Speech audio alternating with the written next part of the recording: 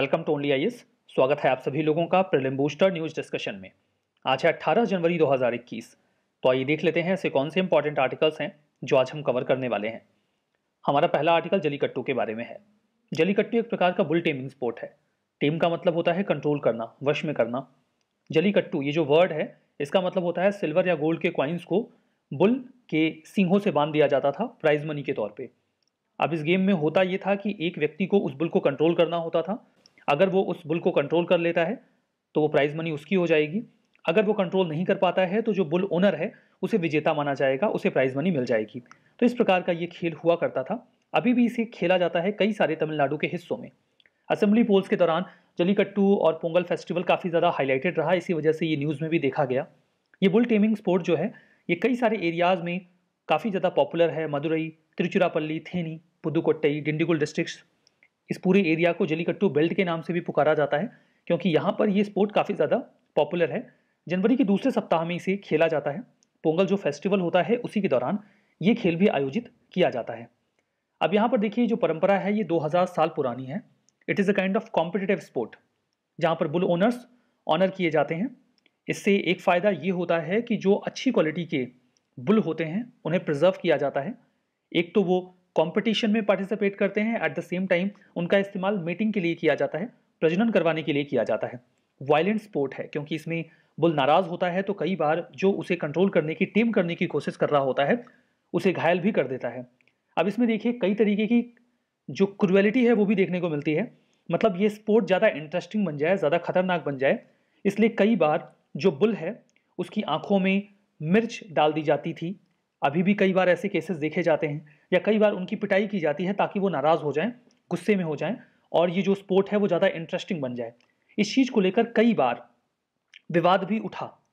अब यहाँ पर जलीकट्टू को ट्रेडिशनल वे में जो वहाँ की पीजेंट कम्युनिटी है वो कहते हैं कि इसका फ़ायदा ये है कि हम नेटिव बुल्स की प्योर ब्रीड को प्रिजर्व कर पाते हैं, लेकिन इसका जो साइड इफेक्ट है वो भी कई बार कंसर्न में आता है। इनफैक्ट 2009 में पेटा और जो एनिमल वेलफेयर बोर्ड ने कंसर्न्स रेज किए कि इसमें एनिमल क्रूएलिटी इन्वॉल्व है।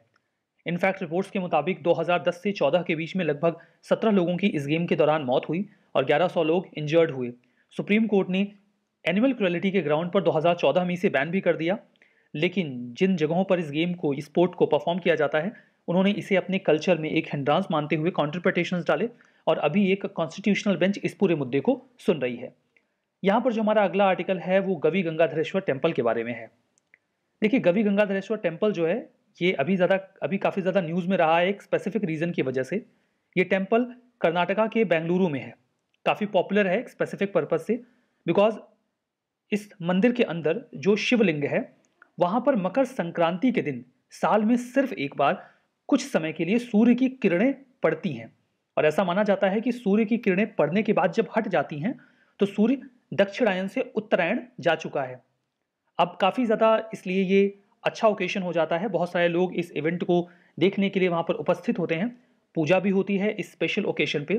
50 सालों में ऐसा पहली बार हुआ कि संक्रांति के दिन पर, मकर संक्रांति के दिन पर जो सूर्य की किरणें थी वो शिवलिंग पर नहीं पड़ पाई। ये इवेंट होने से लगभग 20 मिनट पहले आसमान में बादल आ गए और ये सूर्य मज्जना या इसे सूर्याभिषेक कहा जाता है वो नहीं हो सका। दैट्स वाई ये पूरा टेम्पल हाईलाइटेड रहा, न्यूज़ में रहा।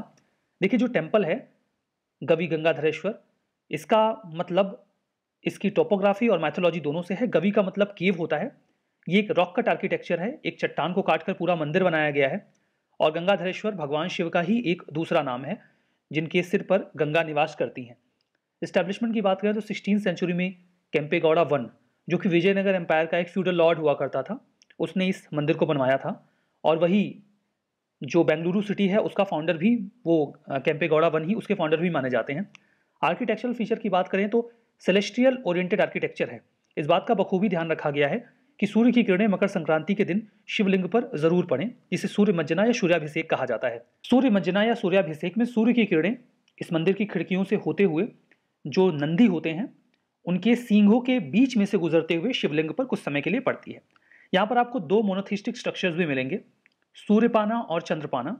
इन्हें आप इस इमेज में देख सकते हैं। ये सूर्यपाना है, ये सूर्यपाना और चंद्रपाना इस तरीके से मोनोलिथिक स्ट्रक्चर हैं जो एक ही पत्थर को इनग्रेव करके बनाए गए हैं।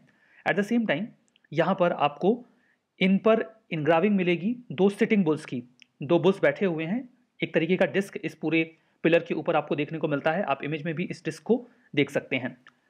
At the same time iconography of Shiva की बात करें तो भगवान शिव से संबंधित जो सूचक चिन्ह हैं वो भी यहाँ आपको देखने को मिलेंगे, जैसे कि त्रिशूल और डमरू। ये भी मोनोलिथिक एक स्ट्रक्चर में ही बनाए गए हैं। इन दोनों डिस्क के बीच में आपको ब्रास का एक ध्वज स्तंभ मिलेगा, एक छोटा सा क्यूबिकल हाउसिंग स्टैचू मिलेगा और भगवान शिव के जो कैरियर हैं नंदी वो भी मिलेंगे।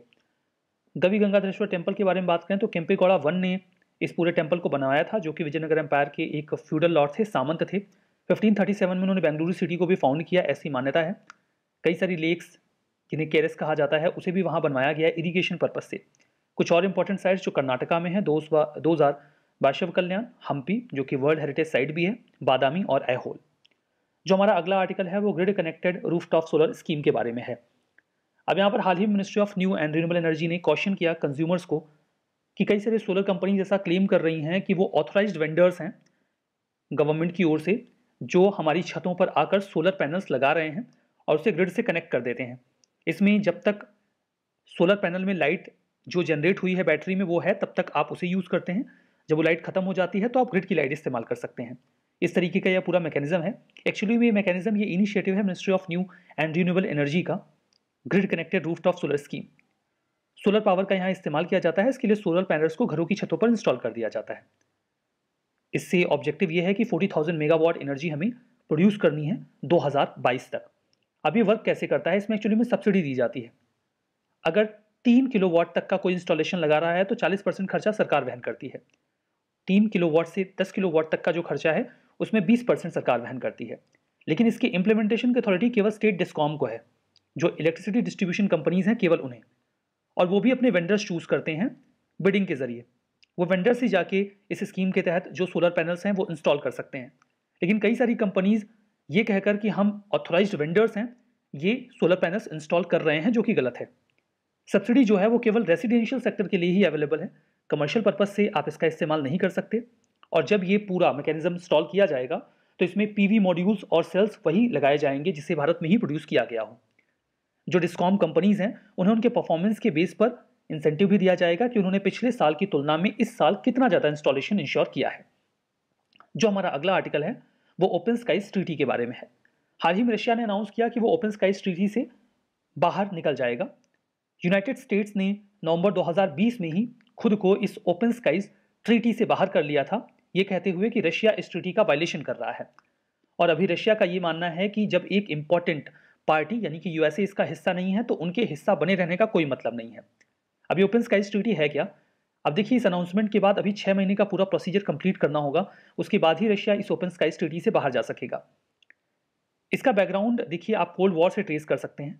कोल्ड वॉर जो सेकेंड वर्ल्ड वॉर के बाद शुरू हुआ था यूएसएसआर और यूएसए के बीच में, उसमें दोनों देशों के बीच में काफ़ी ज़्यादा ट्रस्ट डेफिसिट हुआ करता था।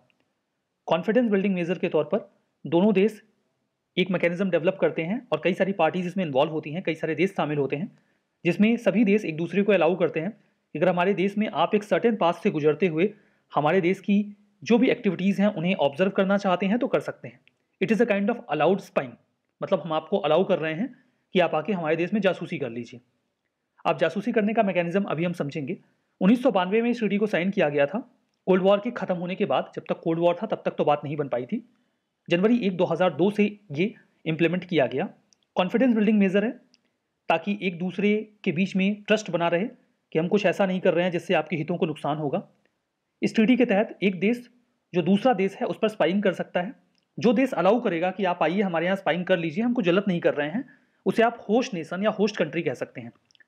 अब इसमें जो दूसरी कंट्री होस्ट कंट्री में जाकर स्पाइंग करना चाहती है उसे 72 आवर्स पहले बताना होगा, नोटिस देना होगा कि हम अब स्पाइंग करना चाहते हैं, और 24 घंटे पहले आपको ये बताना होगा कि आपका जो एरोप्लेन है वो किस पाथ से होकर हमारे देश से गुजरेगा, होस्ट कंट्री से किस पाथ से होकर गुजरेगा। जो ऑथोराइज्ड इक्विपमेंट्स हैं केवल उनका इस्तेमाल किया जा सकता है इमेजिंग करने के लिए, देखने के लिए, और जो होस्ट कंट्री के ऑफिशियल्स हैं वो आपके शिप में बैठ सकते हैं ये देखने के लिए कि आप क्या देख रहे हैं और आप किस तरीके का डेटा गैदर कर रहे हैं। 34 स्टेट्स इसको साइन कर चुके हैं। किर्गिस्तान ने साइन तो किया लेकिन रेटिफाई नहीं किया, इस लिहाज से आप 35 भी बोल सकते हैं। इंडिया इस ट्रीटी का मेंबर नहीं है।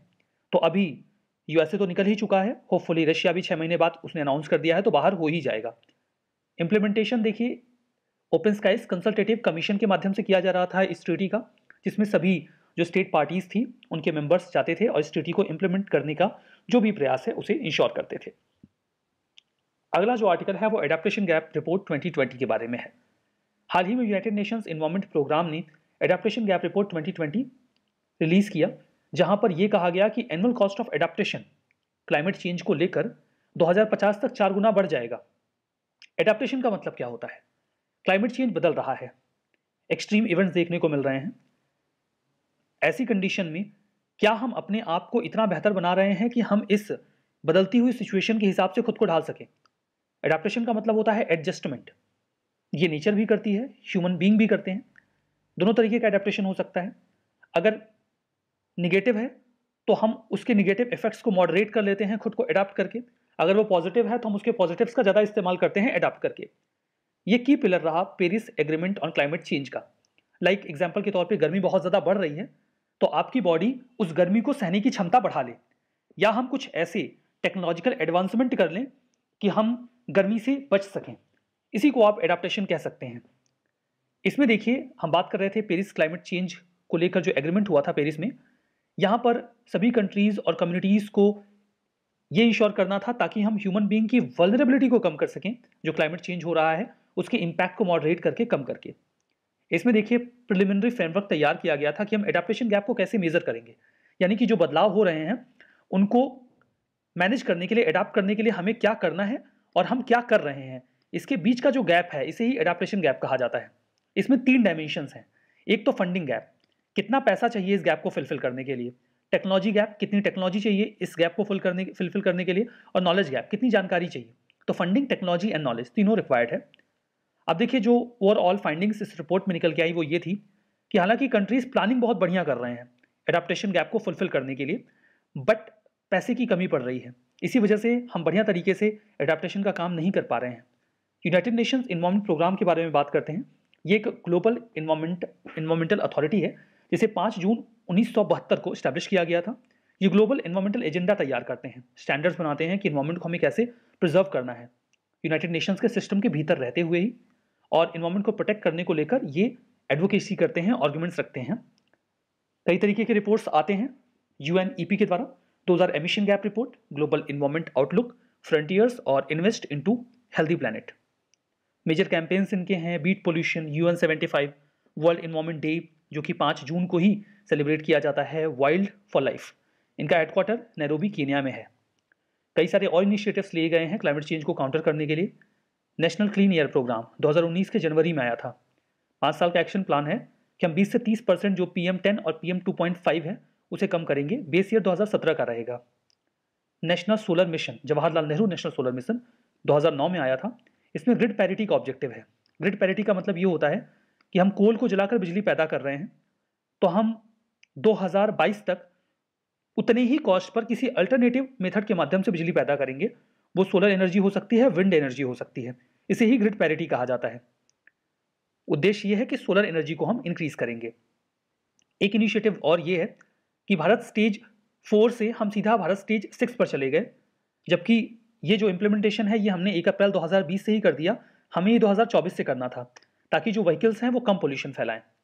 National action plan on climate change 2008 में आया था ताकि लोगों को अवेयर किया जा सके, गवर्नमेंट को भी, साइंटिस्ट को भी, इंडस्ट्रीज को भी, कि हमें क्लाइमेट चेंज को रोकना है। उजाला स्कीम गवर्नमेंट लेकर आई थी जिसमें 360 मिलियन LED बल्ब डिस्ट्रीब्यूट किए गए।